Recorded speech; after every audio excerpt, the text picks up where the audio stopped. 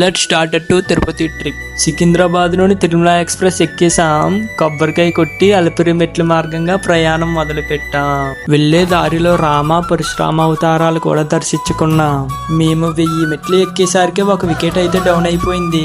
రారా బాబు, ఎదరు జింకలో ఉడతలు ఉన్నాయంటే లేచి వచ్చాడు.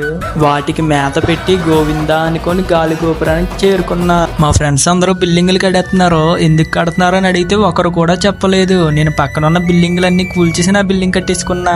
బిల్డింగ్ కట్టాక బాస్ దగ్గరకు వచ్చాం. బాస్ని ఎప్పుడు చూసినా గూస్ బంప్స్ రావాల్సిందే. ఈడేందయ్యా 71 కేజీలు తూకేశాడు. మొత్తానికి రోడ్డు మార్గానికి చేరుకున్నా. ఇంకా మనకి మిగిలి ఉన్న ఘట్టం అయితే మోకాలి మెట్ట. నేనైతే 25 మెట్లే ఎక్కగలిగాను. ఎవరికి తోచినన్ని మెట్లు వారు ఎక్కుతారు. చాలా మంది అయితే మొత్తం ఎక్కేస్తారు. వాళ్ళకైతే హ్యాట్స్ ఆఫ్ చెప్పొచ్చు.